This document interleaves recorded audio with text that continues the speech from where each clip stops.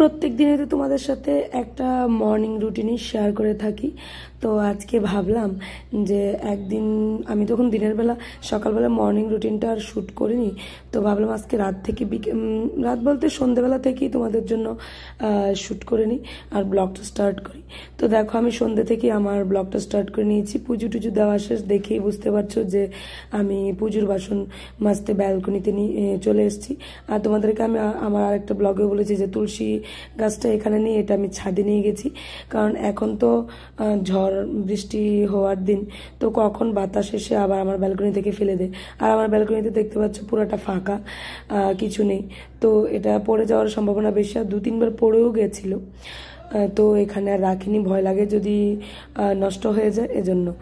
আর এই যে দেখো আমি বিকেলবেলা যে কাপড় চোপড় ছিল তো মাধবকে টিচারের বাড়িতে দিয়ে এসে তারপরে এগুলো গুছাচ্ছি। আর গতকালকে ছিল আমাদের একাদশী, তো একাদশী করছিলাম, তো খাওয়া দাওয়া তেমনটা কিছু ভেজাল নেই, রান্নাবান্নারও তেমন কিছু ভেজাল নেই। তো আর সোমকে বলছি যে বুটের ডাল নিয়ে এসো, নেক্সট তো স্যাটারডে শনিবার, তো আমার নিরামিষ রান্না করতে হবে, তো নিরামিষের জন্য বুটের ডাল রান্না করবো অবশ্যই। আর সোনাই বলছে বুটের ডাল খাবে, তো বুটের ডাল নিয়ে এসছে। আর এই ঝুড়িটা কয়েকদিন হলো হাত দেওয়া হয় না, তো এটাকে হাত দিয়ে বসলাম। এটাকে হাত দিয়ে বসতে বসতে আমার এখানে লেগে গেল পাক্কা 20 মিনিট, 20 থেকে 25 মিনিট, তো 20 থেকে 25 মিনিট তো আমার লেগেই গেছিলো। এটাকে এত বিশৃঙ্খলা করে রাখে, আর এটা একটু ভেঙে গেছে, তো এটাকে সুন্দরভাবে গুছিয়েও রাখতে হয়। মাধবন তো সারাক্ষণ এটার উপর দিয়ে কি করে। আর এদিকে দেখো আমার শাশুড়ি মা যেহেতু একাদশী করছেন, তো উনি আবার সাগু খেতে পারেন না, সাগু খেলে ওনার অ্যাসিডের প্রবলেম হয়ে যায় বা পছন্দ না সাগুটা তেমন। তো উনি আলু আর মিষ্টি আলু বলছেন সেদ্ধ দেওয়ার জন্য, তো ওগুলো সেদ্ধ দিয়ে দিয়েছি, উনি এগুলো খেয়ে নেবেন। আর আমার জন্য তো সাগু আছে, আর গোপালকে ভোগ লাগিয়েছিলাম সাগু দিয়ে, সাগু আছে, তো ওটাই খেয়ে নেব। আর সোম এসে রাত বাজে 9টা, বায়না শুরু করে দিয়েছে ওকে সেমাই করে দেওয়ার জন্য। তো হাজব্যান্ডের বায়না তো অবশ্যই রাখতে হবে, নয়তো হয় না, তো ওটাই করবো। রেডি করে নিচ্ছি। দুধ আমল মিল্ক পাউডারটা নিয়ে এসেছি, এটাকে কিছুটা গুছিয়ে নিয়েছি আর কিছুটা প্যাকেটের মধ্যেই রেখে দিয়েছি, কারণ এখনই তো সেমাই করতে হবে।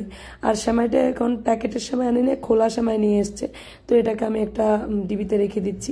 এটাকে রেখে গুছিয়ে তারপর কিছুটা সেমাই আমি আমার কি বলবো যে বুঝ মতো নিয়ে নেব ওটা সেমাইটা বানানোর জন্য। তো ওইদিকে দেখো কড়াইতে জল দিয়ে তারপর একটা তেজপাতা দিয়ে দিয়েছি। জলটা যখন একদম হালকা একটু গরম হবে তখন আমি দুধটা দিয়ে দেবো। দুধটা দেওয়ার পর ভালোভাবে নাড়তে থাকবো যাতে এটা একদম জট লেগে না যায় দুধটা, পাউডারটা। তো এটাকে একদম সুন্দর করে নেড়ে চেড়ে যখন জাল উঠে গেছে, দুধটা যখন ফেনা উঠে গেছিলো, তখন আমি গ্যাস ওভেনটা অবশ্যই বন্ধ করে দিয়েছি। বন্ধ করে দেওয়ার পরই আমি সেমাইটা দিয়ে দিয়েছি। তারপর চিনিটা দেখতে পেয়েছো, যে যতটুকু খাবে তেমন স্বাদ মতো চিনিটা দিয়ে দিয়েছি। বাস হয়ে গেলো। আজকে কিশমিশ কাজু বাদাম কিছু নেই, তাই দিতে পারিনি। তো দেখো আমার হাজব্যান্ডের জন্য কিছুটা তুলে রেখেছি, বাটির মধ্যে জলে বসিয়ে দিয়েছি। আর এই যে দেখো আমার রাতের খাওয়া, ডিনারই বলতে পারো। একাদশী ছিল তো সাগু কলা খেয়েছি, বাস এটা খাওয়ার পর শেষ। মোটামুটি সবারই ডিনার হয়ে গেছে, আমার শাশুড়ি মাও খেয়ে নিয়েছে, আমার হাজব্যান্ড তো শ্যামাই খাবে, সুনাই আর মাধবও খেয়ে নিয়েছে, বাস কোনো টেনশন নেই। তো দেখা হবে পরের দিন।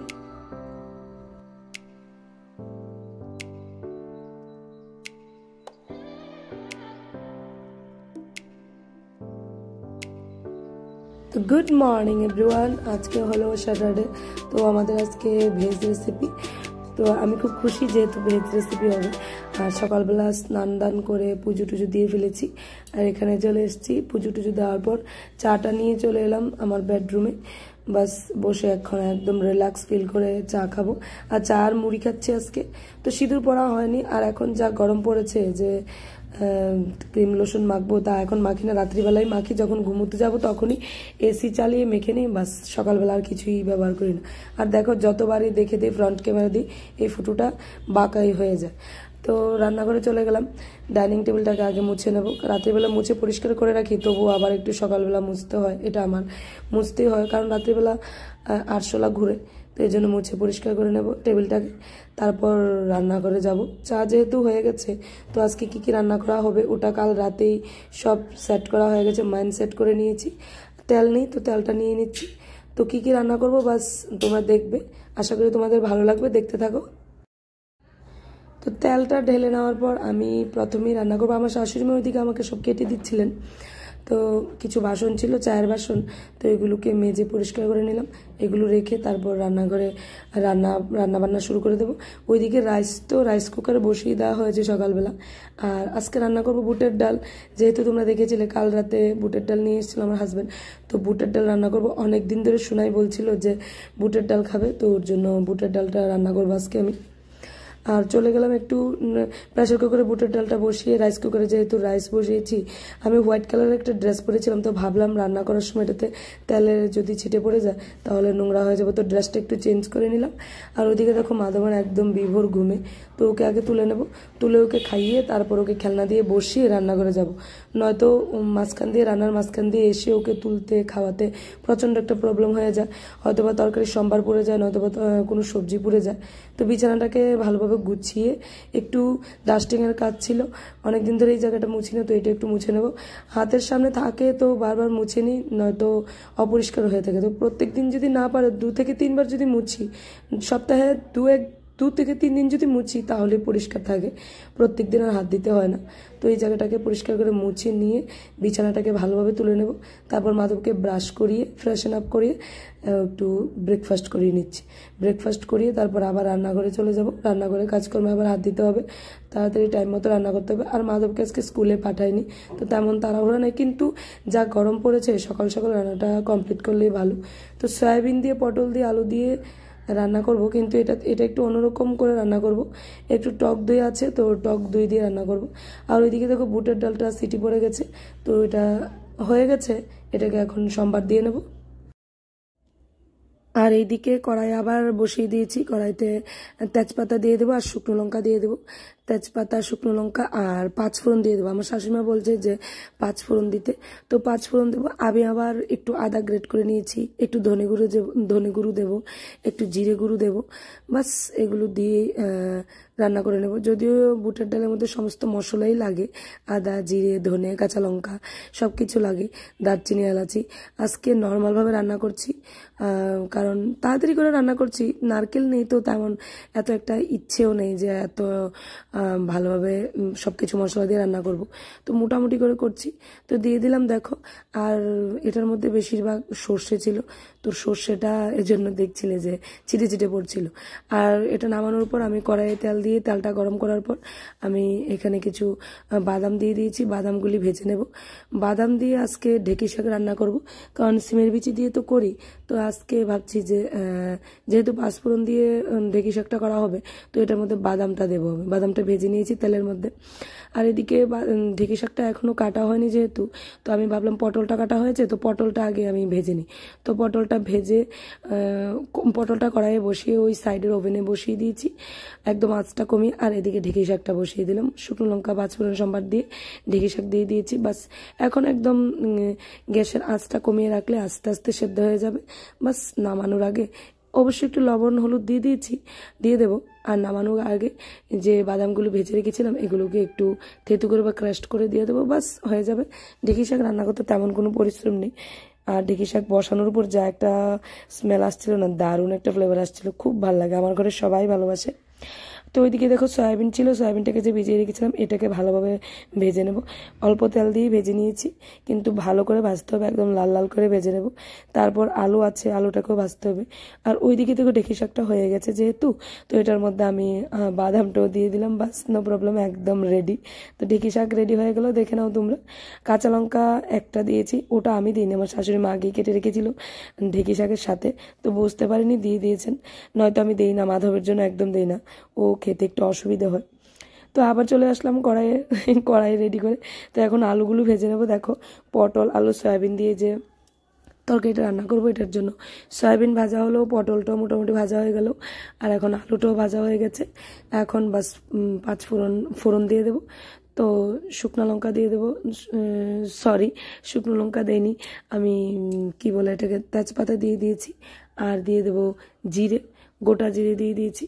বাস যা নর্মাল মশলা থাকে এগুলোকে পেস্ট করে নিয়েছি, ধনে, জিরে, আদা, কাঁচা লঙ্কা পেস্ট করে একটা বাটিতে নিয়ে নিয়েছি, যাতে গুলে নিয়ে নেব ভালোভাবে। মশলাটাকে একটু জল দিয়ে গুলে দিয়েছি, গুলে বাস দিয়ে দিলাম। এখন যতক্ষণ না একদম কষে আসে ততক্ষণ পর্যন্ত কষালাম শুধু। এখন কষে যেহেতু এসছে তখন সব সবজিগুলি দিয়ে দিলাম। আর দইটাকে আমি একটু মিক্সারে পেস্ট করে নিয়েছি, নয়তো এটা কেমন যেন থাকে, বুঝতেই পারছো কীরকম থাকে। তো মোটামুটি ভাজা হয়ে যাবার পর আমি দইটা দিয়ে দিয়েছি, আর এটা ছিল টক দই। তো টক দই দিলে একটু মিষ্টি দিতে হয়, মিষ্টিটা আমি পরে দিয়েছিলাম। তো মোটামুটি বাস ঝোলটাও দিয়ে দিয়েছি, এখন বাদামটা দিয়ে দিয়েছি, এখন ভালোভাবে ফুটে আসবে। আজকে না গরম মশলা, না ধনেপাতা, না কিছুই দেইনি, এভাবেই বাস রান্না করেছি, কোনো মশলা টশলা দিইনি, বাস রান্না হয়ে গেল। তো তোমরা দেখতেই পেলে আজকে আমাদের কি রান্না হলো। তো ফাইনাল লুক দেখে নাও। এই যে দেখো, পটল, আলু, সয়াবিনের তরকারি রান্না হয়েছে, ঢেঁকি শাক আর ডাল, বুটের ডাল, আর এটা ছিল পটলের খোসা। তো এটা বলছিল আমার শাশুড়ি মা যে একটু বাটা করে নিতে, তো একটু পেস্ট করে নিলাম কাঁচা লঙ্কা দিয়ে, বাস এটাকে পেস্ট করে নিলাম। এখন বাস কড়াইতে কালো জিরে ফোড়ন দেওয়ার পর বাস এটাকে ভালোভাবে একদম কষিয়ে নেব। আর এই পাতা বাটাটা না, সরি, পটলের খোসা বাটাটা খুব ভাল লাগে। এটার মধ্যে ইচ্ছা করলে রসুনও দেওয়া যায়, যেহেতু আজকে আমাদের নিরামিষ, তো আমি রসুন অ্যাড করিনি, আমি একদম নিরামিষ করেছি। আর স্যাটারডেতে ইদানিং আমরা নিরামিষ খাই, একটা কারণে খাই, আমার হাজব্যান্ড খাই, এজন্য আমরা খাই। তো বাস হয়ে গেলো আজকে আমাদের যা রান্না করেছি তোমাদের সাথে সব কিছুই শেয়ার করলাম, তোমরা দেখে নিয়েছো। তো ঘরে চলে আসলাম, এসে একটু গ্লাসটাকে পরিষ্কার করছি। এটাকে তো পরিষ্কার রোজ দিনই করতে হয়, তো অবশ্যই করতে হয়। তো এটাকে গ্লাসটাকে পরিষ্কার করে নিচ্ছি। হ্যাঁ, মাঝখান দিয়ে আমার আবার কিছু কাপড় চোপড় ধোয়েছিল, তো কাপড় চোপড় ধুয়ে নিয়েছি। রান্না করে চলে এসেছি আবার। এই যে দেখো, বাটাটাকে কড়াই থেকে একটা প্লেটের মধ্যে শিফট করে নিচ্ছি, বাস হয়ে গেল রান্না। তো তোমরা আবার দেখে নাও আমি কি রান্না করেছি আজকে, ফাইনাল লুকটা দেখে নাও।